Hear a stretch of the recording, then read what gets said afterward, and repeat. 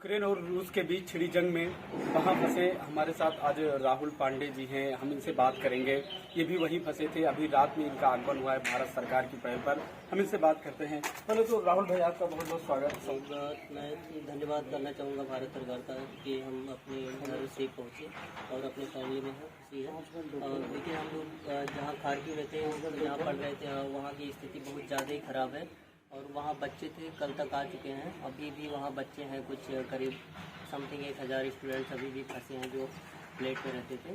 तो metro station में अभी वो मतलब जहाँ उनको शरण मिली है वहीं अपना हो चुके हैं, निकलने का उनका चांस है। हम लोग निकले वहाँ कारगिल से ट्रेन से बुगदाल से लबीब के लिए, लबीब से फिर हम आंगरी बॉर्डर के लिए निकले थे। और वहाँ जब आंगरी बॉर्डर क्रॉस किए तो वहाँ भारत सरकार की एम्बेसी थी और उन्होंने हमको रिसीव करके एयरपोर्ट लिया और एयरपोर्ट से फिर हमें वहाँ डिपार्चर किया गया दिल्ली के लिए। दिल्ली में भी स्वागत किया गया हमारे मंत्री लबीब थे वहाँ पे।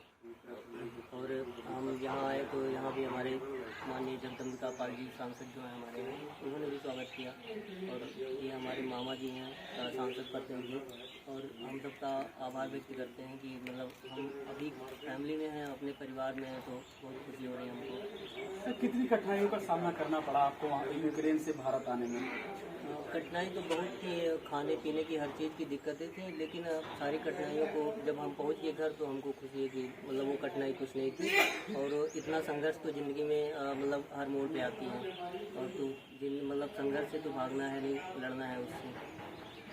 वहाँ पर भारत सरकार द्वारा किस तरह की मदद दी जा रही थी आप लोगों को? यूक्रेन के अंदर तो भारत सरकार कुछ नहीं कर सकती, और भारत सरकार छोड़िए कोई सरकार कुछ नहीं कर सकती है, क्योंकि वहाँ दो दिक्कतें ऐसी थी। तो उन्होंने कहा हमसे कि आप अगर बॉर्डर क्रॉस करके आते हैं तो हम वहाँ पूरा हेल्प करेंगे। तो हम लोग अपने खुद से निकले, अपने रिस्क में बॉर्डर क्रॉस किए, और फिर हम लोग को मदद मिली वहाँ गवर्नमेंट के लिए, भारत सरकार ने। बाकी जो बांग्लादेश से पाकिस्तानी थे वो भी हमारे तिरंगे का सहारा लेके अपना बॉर्डर क्रॉस किए, वो भी जो है मतलब तो इसीलिए हमको गर्व प्राउड फील हो रहा है कि हम इंडियंस हैं और भारतीय हैं, तो हमें भारतीय होने पे गर्व है। तो क्योंकि हमारे झंडे मतलब 2-3 कंट्री, कुछ अफगानी भी वहाँ हमारे झंडे से ही मतलब बॉर्डर क्रॉस किए हैं, पाकिस्तानी, बांग्लादेशी। तो हमें गर्व उस टाइम बहुत गर्व फील हुआ कि मतलब हमारा तिरंगा जो है इन काफ़ी हेल्पिंग हुआ जो अदर कंट्री के लिए भी। भारत सरकार के लिए क्या कहेंगे आप, और वहाँ जो फंसे स्टूडेंट हैं और जो मेडिकल की तैयारी कर रहे हैं उन लोगों के लिए?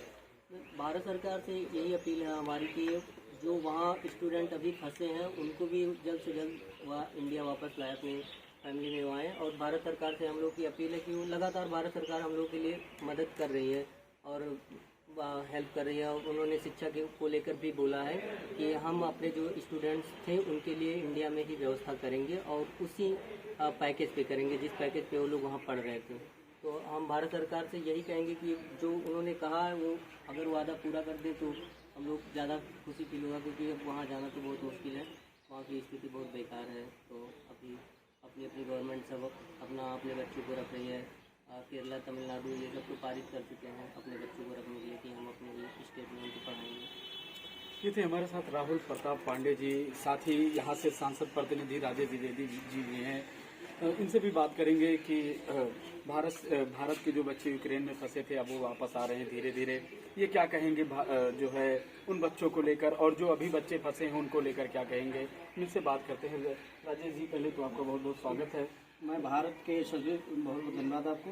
मैं भारत के सभी प्रधानमंत्री माननीय श्री नरेंद्र मोदी जी को बधाई देना चाहता हूं कि जब हमारी बात आदरणीय श्री राजेंद्र पांडे जी जो हमारे रिश्तेदार हैं और हमारे सगे भांजे श्री राहुल पांडे जी हैं, जब यूक्रेन में और रूस की लड़ाई हो रही थी तो ये फंसे और भैया ने कहा कि ऐसी बात है, तो हमने अपने लोकप्रिय सांसद श्री जगदम्बिका पाल जी से इस संबंध में मैंने बात किया। और हमारे भड़िया के बगल में एक अखलाक भाई हैं, इनके बारे में भी मैंने बात किया।